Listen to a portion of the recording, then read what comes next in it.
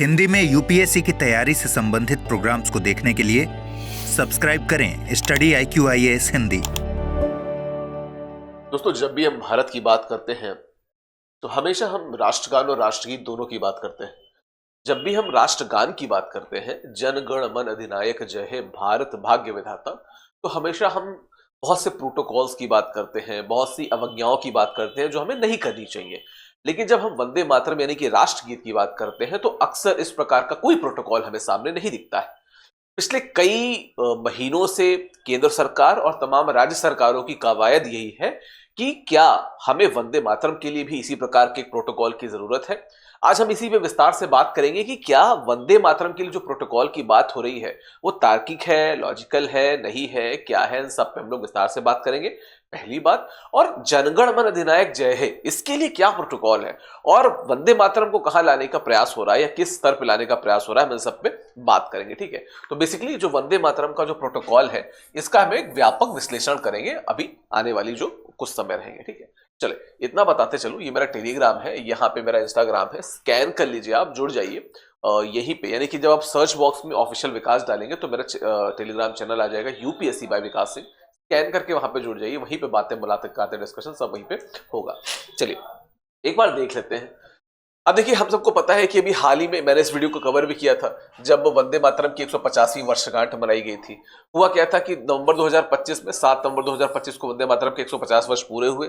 सरकार द्वारा एक वर्षीय उत्सव की घोषणा हुई और हम सब ने वो वीडियो भी देखा जहां पे इस बात पे लानत मलानत हो रही थी कि भाई 10-10 घंटे का डिस्कशन वंदे मातरम पे हुआ और इतने सारे इंपॉर्टेंट जो अन्य बिल जो थे, जो पारित होने थे, जिन पे डिस्कशन होना था, जिन पे बहस होनी थी, जैसे शांति बिल या बीमा विनामक बिल, इस प्रकार के बहुत सारे बिल थे जिन पे डिस्कशन हुए नहीं। 10 घंटे डिस्कशन इस पे हुआ। इसमें सरकार को भी बहुत सारी फजीतें झेलनी पड़ी, लेकिन बात हुई, उस पे काफी डिस्कशन हुआ, किस पे, वंदे मातरम पे। 8 दिसंबर 2025 को लोकसभा में इस विषय पे विशेष चर्चा हुई, जो मैंने बताया कि लगभग 10 घंटे चली। ठीक है, प्रस्ताव क्या था कि राष्ट्रगान और राष्ट्रीय गीत को समान दर्जा मिले, है ना। न्यायिक संदर्भ क्या कहता है? सुप्रीम कोर्ट और उच्च न्यायालयों में ऐसे बहुत सारे मामले लंबित हैं और बार बार सुप्रीम कोर्ट और जो हाई कोर्ट है यानी कि उच्चतम न्यायालय और उच्च न्यायालय केंद्र सरकार की तरफ, पार्लियामेंट की तरफ बार बार पासा दे रहे हैं कि आप डिसाइड कीजिए कि क्या स्तर हो, क्योंकि हमारे पास बहुत सारे केसेस इनसे जुड़े हैं और वो लंबित होते जा रहे हैं बिकॉज कोई नियम कानून बना नहीं है। तो नियम कानून बना के आप बताइए। ठीक है, अब क्या है प्रस्तावित प्रोटोकॉल, क्या है? व्यवहारिकता में अनिवार्यता की गायन के समय सम्मान पूर्वक खड़ा होना होगा, सम्मान पूर्वक, है ना। और सम्मान पूर्वक खड़े होने को एक नॉर्म बना दिया है कि ये तो होना ही है, मतलब कि इसको अनिवार्य बना दिया जाए। विशिष्ट परिस्थितियों में और सार्वजनिक कार्यक्रम में गायन के लिए दिशा निर्देश दिए जाए। ये है, ये बात की क्या बदलाव हो सकते हैं। और क्या है कि राष्ट्रीय गौरव अपमान निवारण अधिनियम 1971 का विस्तार, क्योंकि आपको पता है कि जब हम राष्ट्रीय झंडे की बात करते हैं, जो हमारा तिरंगा है, ठीक है, राष्ट्रीय झंडे की बात करें या हम बात करें अपने राष्ट्रगान की, इन दोनों को ही इस जो राष्ट्रीय गौरव अपमान निवारण अधिनियम 1971 के तहत धारा 2 और धारा 3 में प्रोटेक्शन प्राप्त है। ठीक है, और क्या है?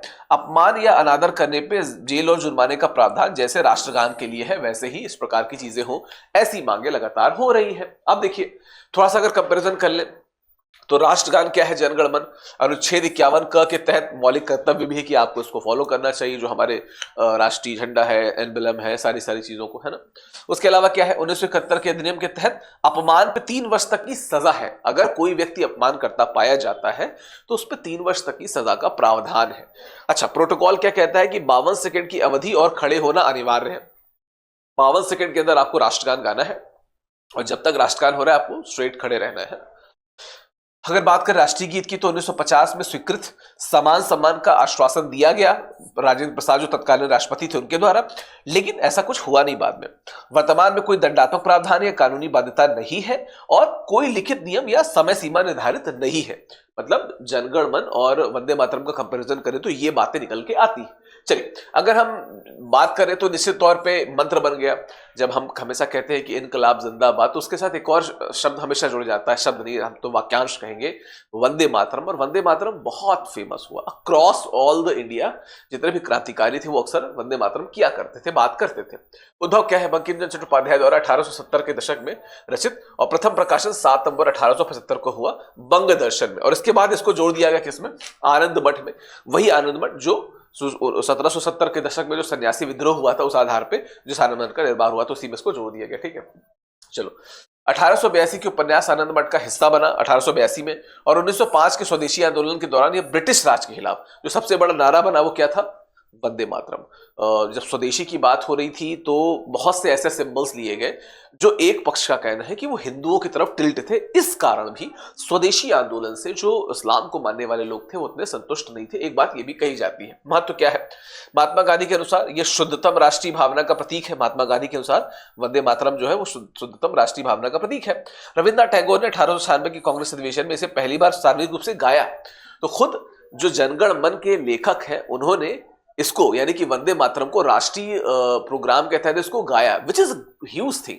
मतलब कितनी बड़ी बात है कि एक लेखक दूसरे की रचना को इतना सम्मान दे रहा है यहाँ पे। खैर, अब 1950 का जो निर्णय था उस पर हम बात कर लेते हैं। पहले उसके पहले 1937 की बात, इसकी बात भी मैंने वंदे मातरम वाले वीडियो में की थी। सदस्य क्या थे? जो समीक्षा समिति थी उसमें जवाहरलाल नेहरू साहब थे, मौलाना आजाद थे, सुभाष चंद्र बोस थे, आचार्य नरेंद्र देव थे, जो टैगोर के मार्गदर्शन में काम कर रहे थे। निर्णय क्या हुआ कि गीत के केवल पहले दो छंदों, जो पहले दो छंद हैं वंदे मातरम के, उनको इस्तेमाल किया जाए। बाद के छंद जो हैं, ऐसा कहा गया कि वो धर्मनिरपेक्ष नहीं है और वो प्रकृति सौंदर्य का वर्णन कर रहे हैं तो हम उनकी बात न करें। सॉरी, प्रकृति सौंदर्य का वर्णन जो पहले दो कर रहे हैं वो कर रहे हैं, उनकी बात की जाए। बात के जो है वो थोड़े से धर्मनिरपेक्ष नहीं है तो उनको इग्नोर किया जाए। खैर, 1950 24 जनवरी को राजेंद्र प्रसाद ने संविधान सभा में घोषित किया कि वंदे मातरम को जनगण मन के समान सम्मान मिलेगा, लेकिन उस पर अभी तक कोई कानूनी बाध्यता न थोपी गई है, न इस पे बात हुई है। ठीक है, चलिए देखा जाए तो तर्क क्या है सरकार के? सरकार कहती है अगर इसको हम प्रॉपर प्रमोशन करेंगे तो वंदे मातरम से धार्मिक पुनर्जागरण, हमको सांस्कृतिक पुनर्जागरण दिखेगा,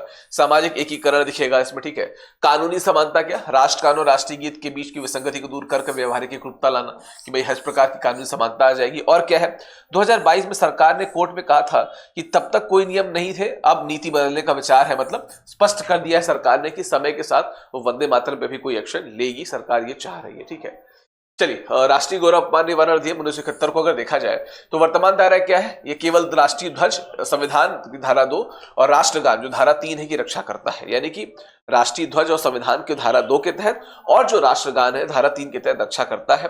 धारा 3 का विस्तार करके उसमें वंदे मातरम को शामिल करने का प्लान है इसमें, है ना।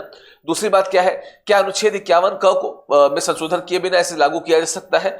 निश्चित तौर पे इसके बिना भी लागू किया जा सकता है। अगर मौलिक कर्तव्य में शामिल नहीं भी होगा तो भी दंडात्मक प्रावधान तो बनाए जा सकते हैं। दूसरी बात क्या है, संशोधन के बाद अपमान करने पर 3 वर्ष तक की कैद या जुर्माना संभव हो सकता है, ऐसा लोगों का मानना है। जिन लोगों ने प्लान किया है, even they have planned it कि फ्यूचर में हम इसको इस प्रकार से प्लान करेंगे। ठीक है, अब क्या है, विरोध में लोग क्या कह रहे हैं कि संवैधानिक अधिकार अनुच्छेद 19 के तहत मौन रहने का अधिकार भी शामिल है। आपको विजय एमिनियल का केस याद होगा। ठीक है, धार्मिक संवेदनशीलता क्या? जमीयत उलेमा हिंद और अन्य मुस्लिम संगठनों का तर्क है कि बाद के छंदों में मूर्ति पूजा के संकेत हैं जो एकेश्वरवाद के खिलाफ है। तो निश्चित तौर पर मैंने कहा कि बहुत से लोगों का तर्क यह है कि वंदे मातरम जो है वो देश की आवाज नहीं है, वो एक धर्म विशेष की आवाज है, ऐसा मानना है बहुत से लोगों का, खासकर जो लास्ट के बाद के जो पैराग्राफ्स हैं। ठीक है, पहले 2 के बाद के। 1908 में सैयद अली इमाम और 1937 में कांग्रेस ने इसी कारण से केवल 2 छंदों को स्वीकार किया था। राजनीतिक आरोप क्या है कि विपक्ष इसे ध्रुवीकरण और मुख्य मुद्दों से ध्यान भटकाने की रणनीति मानता है। एक बात यह भी है कि जब बहुत सारे मुद्दे, जैसे हम गरीबी की बात करें, भुखमरी की बात करें, है ना, बेरोजगारी की बात करें, खासकर इंटरनेशनल एसोसिएशन जो चल रही है, अगर हम उसकी बात करें, ऐसे में मुझे ऐसा लगता है कि उन चीजों को तवज्जो निश्चित तौर पर सरकार को ज्यादा देनी चाहिए।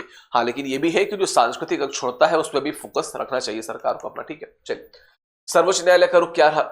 न्यायालय ने माना कि राष्ट्रीय गीत सर्वोच्च सम्मान का पात्र है, सम्मान इसको मिलना चाहिए। विजय इमैनुअल का केस हमें पता चला कि अगर नहीं गाना चाहता है तो न गाए। वो केस हम सबको याद है कि राइट टू रिमेन साइलेंट भी मौलिक अधिकार माना गया विजय इमैनुअल के केस में। ठीक है, कोई धार्मिक विश्वास के कारण अगर मौन रहता है तो मतलब देशभक्ति को जबरन थोपा नहीं जा सकता। ये बात विजय इमैनुअल केस में कही जा चुकी है। संतुलन क्या है? मौलिक अधिकारों अनुच्छेद 19-25 और मौलिक कर्तव्यों अनुच्छेद 51A के बीच का संतुलन आवश्यक है, ऐसा किसका मानना है? सुप्रीम कोर्ट का मानना है कि आप देश में कुछ भी कीजिए पर इन 2 चीजों का संतुलन हमेशा से बनाए रखिए। ठीक है, चलिए, केस स्टडी क्या है? भारत सरकार ने एक पहल भी की। 31 अक्टूबर 2025 से राज्य के सभी स्कूलों में संपूर्ण वंदे मातरम का गायन अनिवार्य, मतलब सिर्फ पहले 2 नहीं, उसके बाद वाले जो थे उनको भी गाया जाएगा। ठीक है, यह मॉडल मध्य प्रदेश और उत्तर प्रदेश जैसे अन्य राज्यों के लिए उदाहरण बन रहा है और बहुत से अन्य स्टेट जो है वो कोशिश कर रहे हैं कि हम भी वंदे मातरम को एक अनिवार्य गीत के तौर पे गाएं। देखिए, हम जिस स्कूल से मैंने पढ़ाई की है वहां पे भी वंदे मातरम जब छुट्टी हुआ करती थी तो गाया जाता था और पूरा गाया जाता था, समय रहता था तो। ठीक है, संभावित प्रभाव क्या हो सकते हैं? सकारात्मक, राष्ट्रीय गौरव में वृद्धि, प्रतीकों में कानूनी स्पष्टता और सांस्कृतिक विरासत का संरक्षण। राजनीति की बात करें तो सांप्रदायिक ध्रुवीकरण की संभावना और उससे निश्चित तौर पर जो पार्टियां हैं उसको मुद्दा बनाएंगी, दोनों पक्ष विपक्ष दोनों। चुनौतियां क्या है?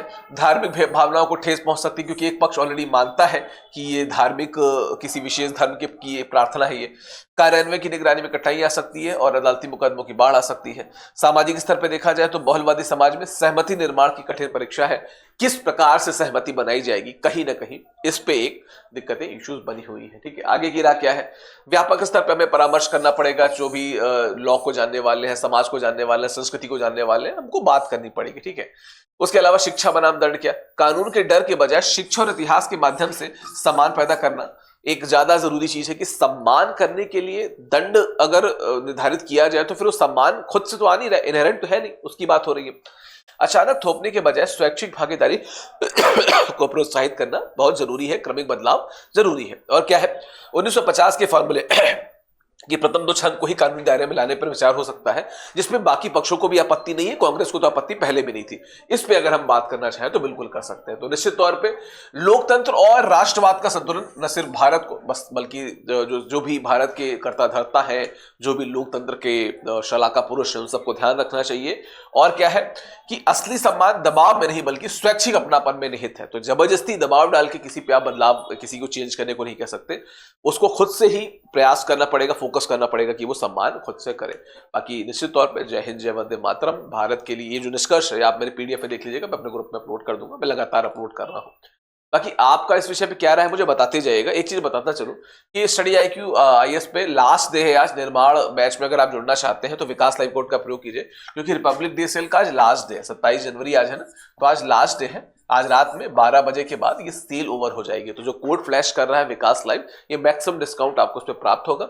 ध्यान रखिएगा, ये जो बैच है हमारा 2027-28 को टारगेटेड, 27 को 29 को, अलग अलग ईयर को टारगेटेड बैच है। आप किसी से भी जुड़ सकते हैं। Same goes with Hindi literature. अगर आप हिंदी साहित्य से जुड़ना चाहते हैं तो भी आप विकास लाइव कोड का प्रयोग करके जुड़ सकते हैं। 31 जनवरी को हिंदी साहित्य के इस बैच में जो कामायनी से शुरू हो रहा है, एडमिशन क्लोज हो जाएगा। ध्यान रखिएगा, 27 जनवरी रात 12 बजे, यानी आज रात 12 बजे एडमिशन क्लोज हो जाएंगे, सेल क्लोज हो जाएगी। ठीक है, बाकी अगर आप इस पीडीएफ को प्राप्त करना चाहते हैं, मुझसे बातें मुलाकातें करना चाहते हैं, तो यहाँ पे टेलीग्राम है, आप स्कैन करिए, जुड़िए। विकास UPSC बाय विकास सिंह चैनल है, वहां पे मिलिए। इस विषय पर अपनी राय जरूर देती जाएगा।